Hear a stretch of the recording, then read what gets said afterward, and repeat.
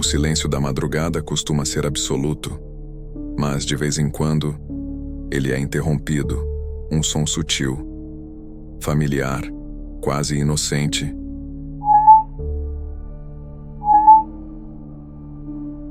Um assovio. Começa baixo, arrastado, como se alguém estivesse tentando chamar a atenção. A maioria das pessoas ignora. Outras até respondem.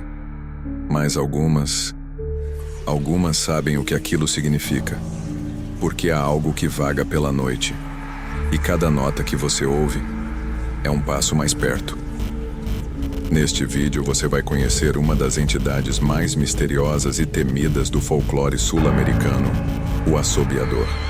Hoje vamos ouvir uma das teorias de sua origem e 2 relatos de pessoas que dizem tê-lo encontrado. Prepare-se para atravessar um limite invisível, onde o som se torna ameaça e o assovio é só o começo.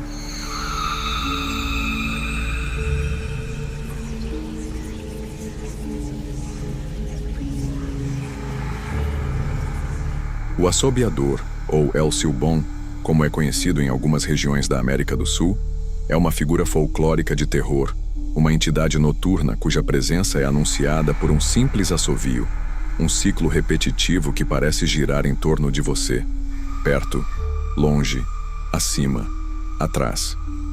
Na tradição brasileira, especialmente no interior de estados como Mato Grosso, Goiás e Minas Gerais, o assobiador é descrito como uma figura alta, esguia, de rosto encoberto por um chapéu de aba larga, com ombros curvados e uma silhueta tão magra que parece feita de ossos cobertos por trapos.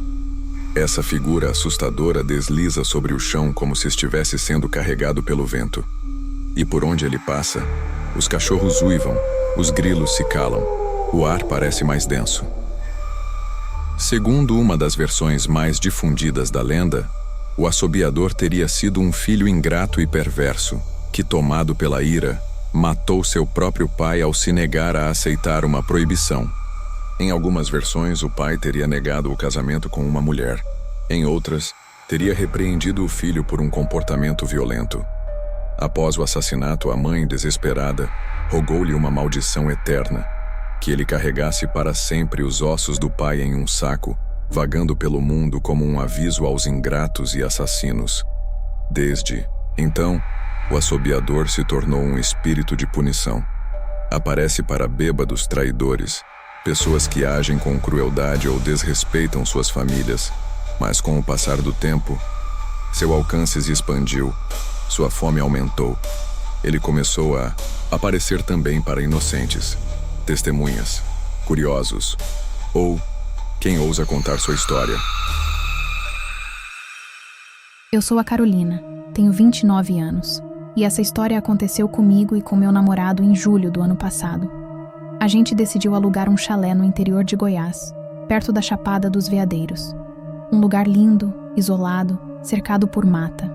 A ideia era passar um final de semana longe da cidade, sem celular, sem internet, só a gente e o silêncio. Na primeira noite, o céu estava completamente limpo. A lua cheia iluminava a vegetação ao redor como um holofote prateado. A gente acendeu a lareira, abriu um vinho e tudo parecia perfeito. Até umas 2 da manhã. Foi quando eu ouvi pela primeira vez um assovio, simples, quase infantil.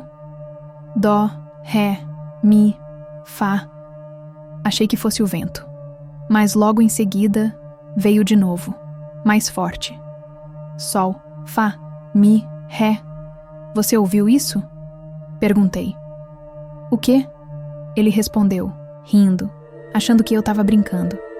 Decidimos ir dormir, mas o som ficou mais frequente e mais próximo. Quando olhei pela janela, vi algo no campo aberto à frente do chalé. Era uma silhueta, alta, fina, parada. Não me mexi. A figura ergueu o braço devagar, como se estivesse saudando, e então sumiu entre as árvores. A noite seguiu mal dormida, mas o terror mesmo veio de manhã. Na porta da varanda havia pegadas descalças, longas, profundas. mas não havia sinais de entrada ou saída. Elas apenas apareciam ali, como se algo tivesse surgido do nada e depois se evaporado. Voltamos para casa no mesmo dia.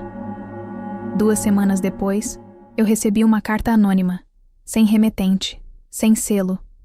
Dentro, apenas uma folha com uma frase escrita à mão. Você ouviu. Agora, ele sabe quem você é. Roberto era caminhoneiro há 25 anos. Conhecia cada curva, cada ponte, cada atalho do interior de Minas como a palma da sua mão. Mas naquela madrugada, algo o deixou inquieto. Era pouco depois das 3 da manhã. Estava dirigindo por uma estrada deserta entre São Francisco e Januária, sem postes, sem faróis, sem nenhum sinal de civilização ao redor. Apenas o som do motor e um assovio. Baixo, mas contínuo. Ele desligou o rádio. O som ainda estava lá. Dentro da cabine, parou. O caminhão desceu, olhou em volta. Nada. Silêncio absoluto. Até que, ao retornar para o banco do motorista, notou algo no retrovisor. Alguém estava no acostamento.